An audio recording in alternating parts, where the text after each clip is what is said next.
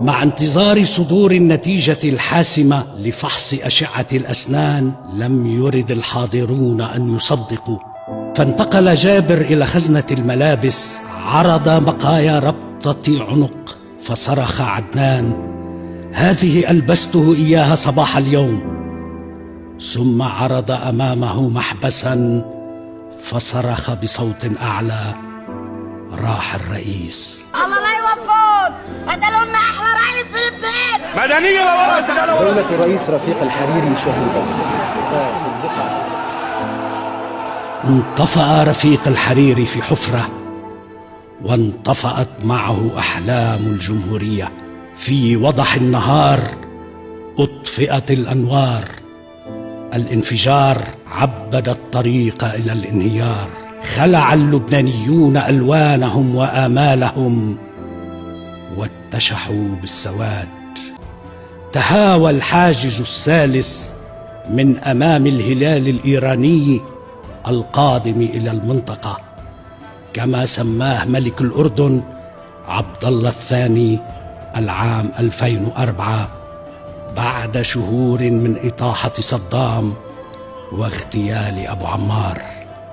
فيما أدرجت بيروت على لائحة الانتظار ليعلن بعد حين انضمامها إلى قائمة العواصم الأربع التي أعلنت إيران السيطرة عليها. إيران عبرت عن ده بطريقة غير مقبولة، وهي أننا لنا نفوذ في 4 عواصم عربية: بغداد ودمشق وبيروت وصنعاء. الملك عبد الله كان على حق. اغتيل رفيق الحريري لسبب بسيط، وانا رح اقول سر مره. سر قال لي اياه رفيق الحريري. بوقت من الاوقات صار في خلاف سوري مع رفيق الحريري قوي كتير، فطلب من نبيه بري انه ما يرد عليه.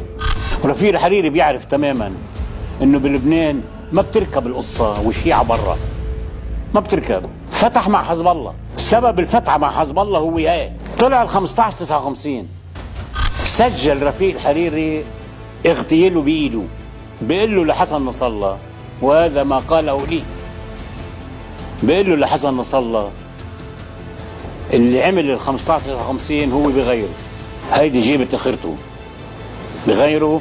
معناته اصلا هن عارفين، بس اعتلاف منك شخصيا انك انت عملت 15/50 لحسن نصر الله بالذات. الفقرة ما مات، باقي الفقرة على الجنة، استشهد بإذن الله. عمرو موسى الذي كان في مقدمة المشيعين وسمع بأذنيه اتهامات طالت النظام السوري، توجس من أزمة عربية على الأبواب، فتوجه إلى دمشق مباشرة لينقل إلى بشار الأسد ما سمعه في بيروت. قابلت الرئيس الأسد، رئيس بشار، إنما نقلت إليه هذا المطلب الذي أصبح مطلبا نفسيا سياسيا. قلت له أنه الآن بيتحدثوا عن الكل بيطالب بانسحاب الجيش السوري، وأنا بأنقل إلى سيادتك هذا الكلام. ونشوف هنعمل إيه، لأنه لابد من التصرف في ضوء الكارثة اللي حلت بلبنان. كان رده واضح: وأنا مستعد لسحب الجيش كله، فأنا مش محتاج لجيش وهسحب الجيش. ده كان كلامه. قلت له: ممكن أقول هذا الكلام يا سيادة الرئيس؟ لما يعني الإعلام قال لي ممكن. خرجت قلت هذا الكلام وأنا في دمشق. حصل تكذيب بقى لهذا الكلام بعد كده من سلطات سورية، فاحتجيت تليفونيا. كلمت اخونا فاروق الشرع وقلت له: انت كنت موجود وهو قال كده ووافق ان انا فارجوك يعني تعرض الامر تاني على الرئيس. عرض على الرئيس، الرئيس قال، رئيس الاسد قال له: نعم، والكلام بتاع الامين العام صح. تزامن ذلك مع لقاء لم يعلن عنه بين الملك الراحل عبد الله بن عبد العزيز وسعد الحريري، تخلله اتصال من الرئيس السوري بالعاهل السعودي نفى خلاله مسؤوليته عن جريمة اغتيال الحريري. أجابه عبد الله: رغم عدم اقتناعي بما تقول، اثبت حسن نواياك وادفع حكومة كرامي إلى الاستقالة. سارع بشار إلى القول: سيكون الموضوع منتهيا خلال ساعة، فيما علا صوت بهي الحريري في البرلمان. فلتسقط الحكومة، وعاش الشعب اللبناني، وعاش لبنان.